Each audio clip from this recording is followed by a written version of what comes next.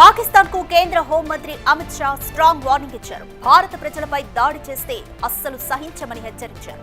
పాకిస్తాన్ కి తగిన బుద్ధి చెబుతామని ట్వీట్ చేశారు. పహల్గామ్ ఉగ్రదాడికి ప్రతీకారంగా భారత బలగాలు ఆపరేషన్ సింధూర్ ని చేపట్టాయని వెల్లడించారు. ఆర్మీ బలగాలను చూసి గర్విస్తున్నానని అమిత్ షా పోస్ట్ చేశారు.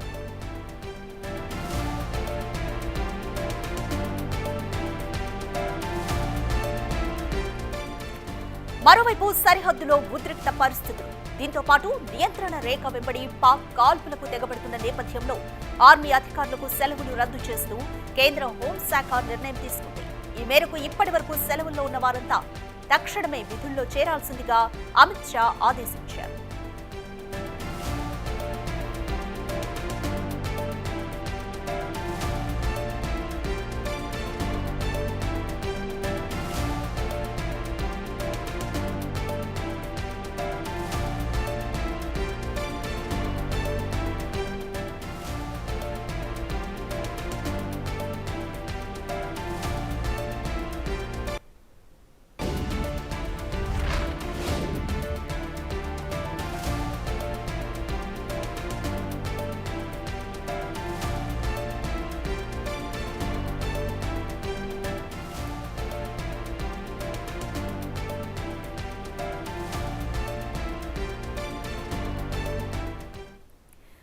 మోర్ డీటెయిల్స్ మా ప్రతినిధి శివ అందిస్తారు. శివ, భారతదేశం ఇప్పుడు గర్వపడే మూమెంటే, కాకపోతే ఇక్కడితో తృప్తి పడతారా ఆర్మీ ఫోర్సెస్? లేకపోతే అభి పిక్చర్ అభి బాకీ హై అంటూ కూడా ఆర్మీ చీఫ్ చేసిన ట్వీట్ని ఎలా చూడాలి? ఇంకా ఎటువంటి యాక్షన్స్ తీసుకోబోతుంది భారత్ అని అనుకోవచ్చు? రైట్, మీరు అన్నట్లుగా కేవలం ఇది శాంపుల్ మాత్రమే.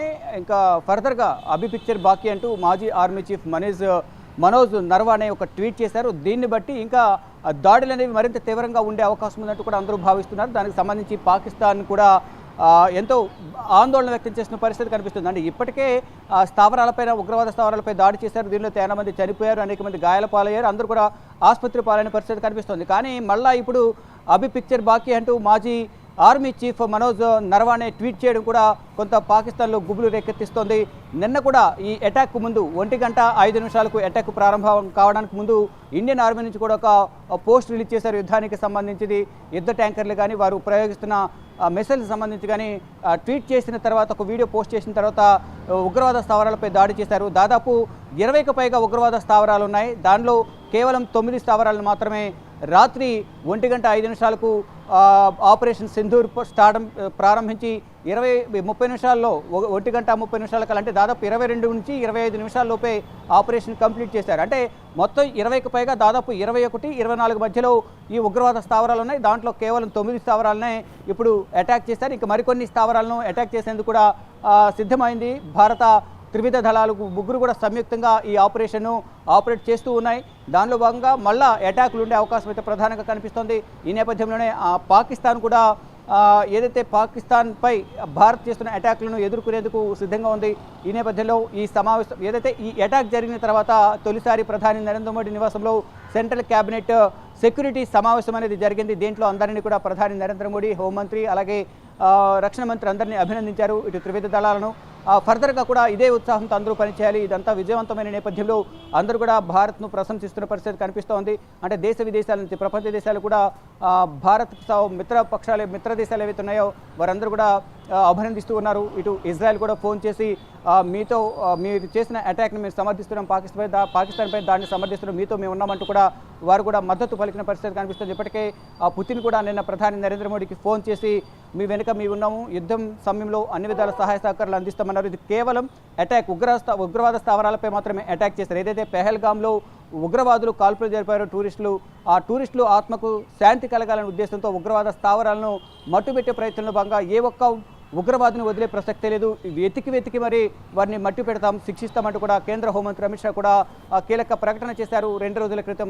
దానికి అనుగుణంగానే ఉగ్రవాద స్థావరాలపైన, ఉగ్రవాద స్థావరాలకు ఆశ్రయం ఇచ్చిన ప్రాంతాన్ని కూడా తుడిసి పారేస్తామంటూ కూడా ప్రధాని గతంలో కొంత ఆగ్రహం వ్యక్తం చేస్తూ కూడా కీలక ఆదేశాలు కానీ ఒక ప్రకటన కూడా చేశారని ప్రధానంగా చెప్పుకోవాలి. దానికి అనుగుణంగానే ఇప్పుడు ఈ అటాక్ జరిగింది. ఈ అటాక్లో 9 ఉగ్రవాద స్థావరాలను మట్టుబెట్టారు. దాంట్లో జైషే మహమ్మద్ సంబంధించిన ఉగ్రవాద సంస్థ చీఫ్కి సంబంధించి వారి చెల్లెలు, వారి బావమర్ది, వారి కుటుంబ సభ్యులు, మరోవైపు ఉగ్రవాద కార్యకలాపాలకు సహకరించిన మరో నలుగురు, మొత్తం 15 మంది ఈ స్థావరం పైన దాడి జరిగిన నేపథ్యంలో చనిపోయినట్టు కూడా తెలుస్తోంది. మొత్తంగా చూసుకుంటే ఈ అటాక్ తర్వాత పాకిస్తాన్ ప్రతీకార దాడి చేయాలనే ప్రతీకార చర్య కోసం ఎంతో ఉత్కంఠగా ఎదురు చూస్తోంది. అంటే ఏ విధంగా ఎట్టి పరిస్థితులను దాడి చేయాలి, ప్రతీకారం తీర్చుకోవాలనే యోచనలో ఉంది. ఈ నేపథ్యంలోనే ఏదైతే బోర్డర్లో ఎవరైతే భారత్ సంబంధించిన ఆర్మీకి సంబంధించి కానీ, నేవీకి సంబంధించి కానీ, ఎయిర్ ఫోర్స్కి సంబంధించి మరోవైపు అందరూ కూడా ప్రతి ఒక్కరు కూడా సెలవులు రద్దు చేస్తూ అందరూ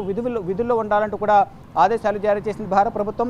ఎవరైతే ఇప్పటి వరకు సెలవుల్లో ఉన్నారో వారంతా కూడా తిరిగి విధుల్లో చేరాలంటూ కూడా ఆదేశాలు జారీ చేసిన నేపథ్యంలో వారందరూ కూడా విధుల్లో చేరేందుకు సిద్ధమయ్యారు. మొత్తంగా చూసుకుంటే ముందు ఇంకా మరిన్ని అటాక్స్ ఉండే అవకాశం కనిపిస్తుంది. అంటే ఉగ్రవాద స్థావరాలే టార్గెట్గా మా దాడి ఉండబోతోంది, మా అటాక్లు ఉండబోతున్నాయి అనేది కూడా భారత ప్రభుత్వం చెప్తుంది. దానికి అనుగుణంగానే ఎక్కడ కూడా సివిలియన్స్కు నష్టం జరగకుండా కేవలం ఉగ్రవాద స్థావరాలపైనే అటాక్ చేసే విధంగా కూడా అక్కడ రూపకల్పన చేశారు. దానికి సంబంధించి మీడియా సమావేశం కూడా ఏర్పాటు చేశారు. అంటే వింగ్ కమాండర్ అలాగే కల్లలు కూడా మొత్తం దానికి సంబంధించి ఎక్కడెక్కడ అటాక్ చేశారు. ఆ పక్కన సివిలియన్స్ హౌసెస్ ఉన్నా కానీ కేవలం ఉగ్రవాద స్థావరాలపై మాత్రమే దాడి చేశారు. దానికి సంబంధించిన ఫొటోస్ కానీ విజువల్స్ కూడా రిలీజ్ చేశారు. కానీ ఇటు సింపతి గెయిన్ చేసుకునే పనిలో పాకిస్తాన్ నిమగ్నమైంది. స్థానికులు ఎవరైతే సాధారణ ప్రజలపై కూడా భారత ఆర్మీ భారత్ దాడి చేసింది అనేది కూడా సింపతి గెయిన్ చేసుకునే పనిలో అయితే ప్రధానంగా ఉంది. కానీ మాకు ఎక్కువ ప్రాణ నష్టం జరగలేదు అనేది కూడా మళ్ళీ సమర్థించుకునే పనిలో కూడా ఉన్నట్టు తెలుస్తుంది. మొత్తంగా చూసుకుంటే ఏదైతే ఈ అటాక్ తర్వాత మరిన్ని ఉగ్రవాద స్థావరాలపై భారత ప్రభుత్వం అటాక్ చేసేందుకు సిద్ధంగా ఉంది. దీనికి సంబంధించి ఇటు పాకిస్తాన్ కూడా ప్రతీకార దాడి తీర్చుకోవాలనే యోచనలో కూడా ఉంది. దానికి సంబంధించి ఇప్పటికే ఇటు అధికార పార్టీ, మరోవైపు ఆర్మీకి సంబంధించి ఇతర భద్రతా బలగాలతో కూడా ప్రధాని షహబాజ్ షరీఫ్ సమావేశం ఏర్పాటు చేశారు. మరోవైపు ఇటు భారత ప్రధాని కూడా విదేశీ పర్యటన రద్దు చేసుకున్నారు. ఫర్దర్గా ఎటువంటి వ్యూహాలతో ముందుకు వెళ్ళాలి అనే దానిపై మాత్రం ప్రధాని నరేంద్ర మోడీ ఆధ్వర్యంలో ఒక సమావేశం ఏర్పాటు చేశారు. ఈ సమావేశంలో అందరి సెక్యూరిటీలో ఏదైతే బలగాలు ఎవరైతే ఉన్నారో వారికి సంబంధించి అన్ని సెలవులను కూడా రద్దు చేశారు. ఇక ఫర్దర్గా 21 స్థావరాలు ఉంటే దాంట్లో దాదాపు 9 స్థావరాలపై అటాక్ చేశారు. ఇంకా మరిన్ని స్థావరాలు ఏవైతే ఉన్నాయో వాటిపై మరిన్ని దాడులు ఉండే అవకాశం అయితే ప్రధానంగా కనిపిస్తూ ఉంది. Thanks for the update Shiva.